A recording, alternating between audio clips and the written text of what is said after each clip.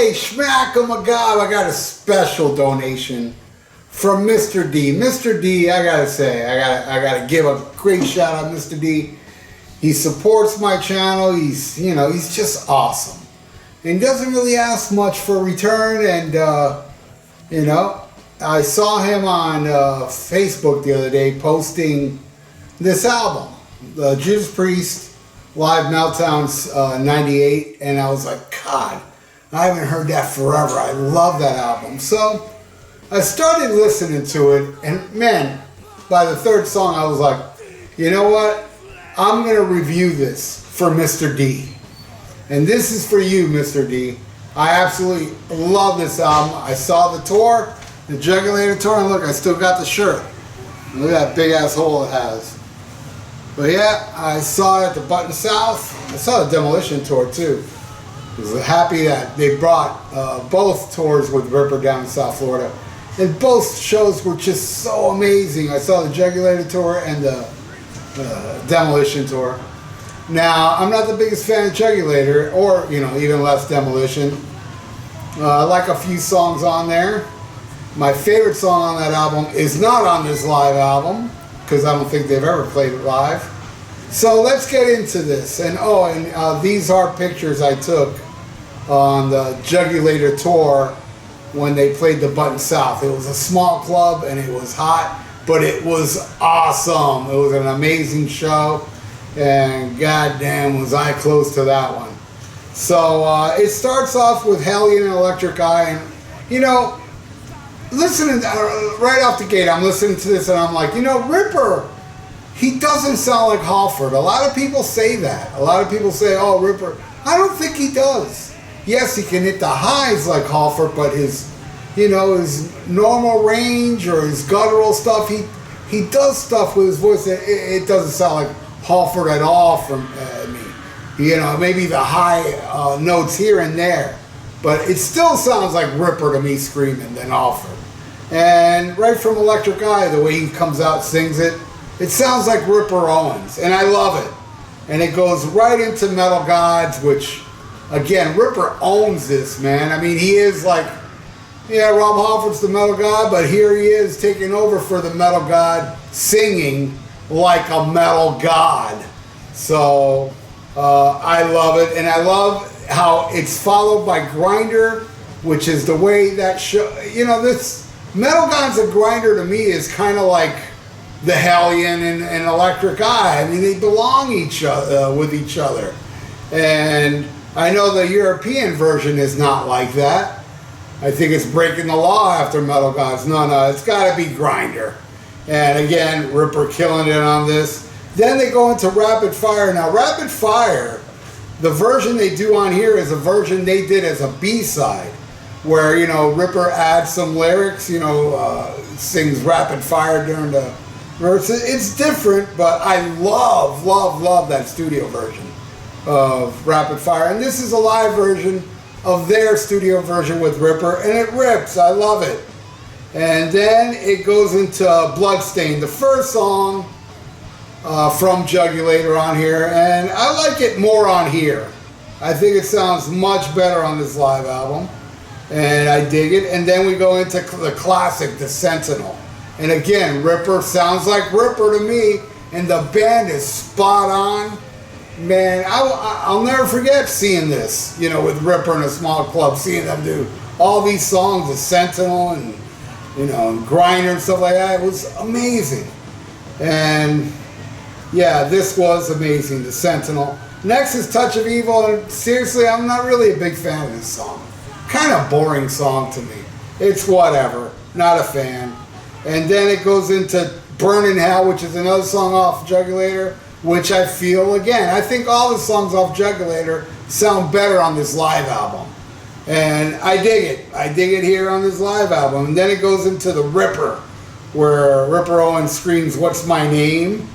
Before the song, kicks in. And he makes this song his own, I gotta say.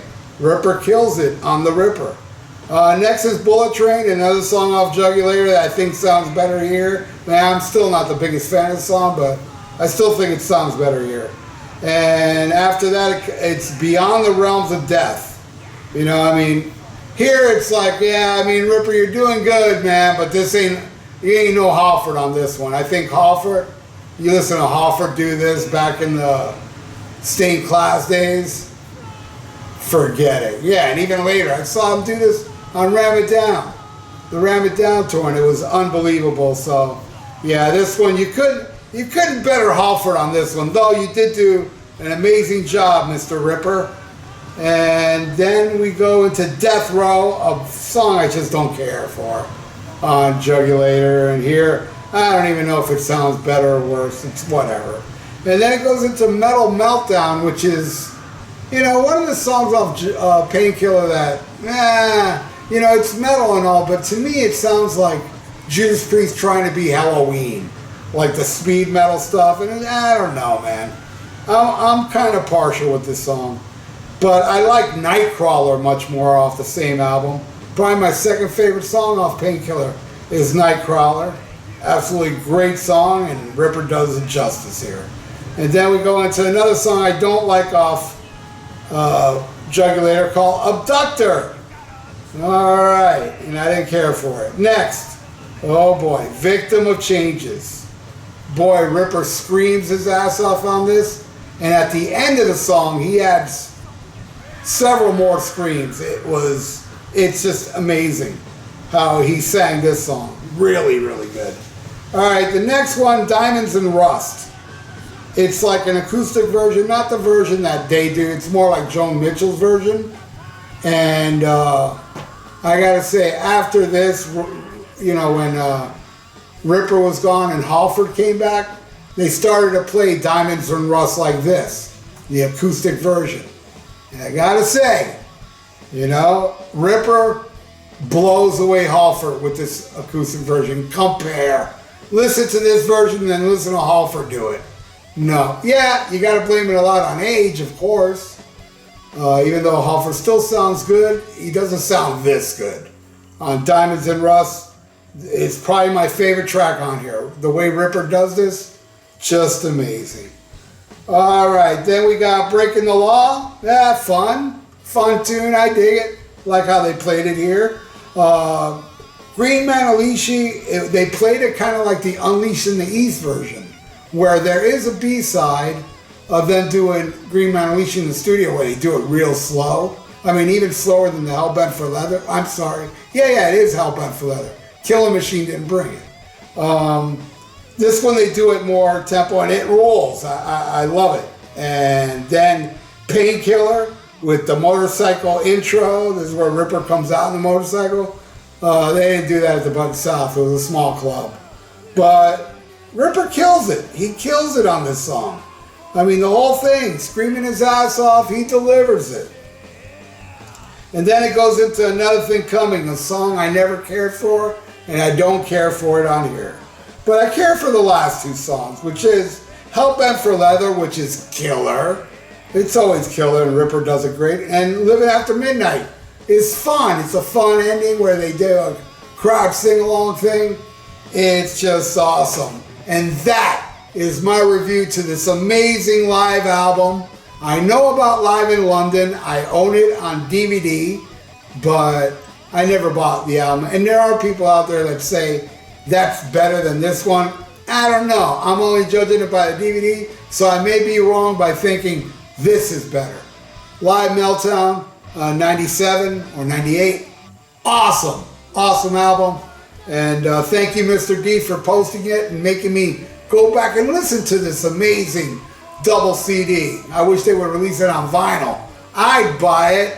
And again, thank you, Mr. D. And please, out there, everybody out there, subscribe to my channel, would you please? And ring the little notification bell. Please give this video a like. It's good for the YouTube algorithms. And stay frosty. Listen to Black Sabbath. And if you like to donate, I got a PayPal in the description below. And smack 'em a gaba.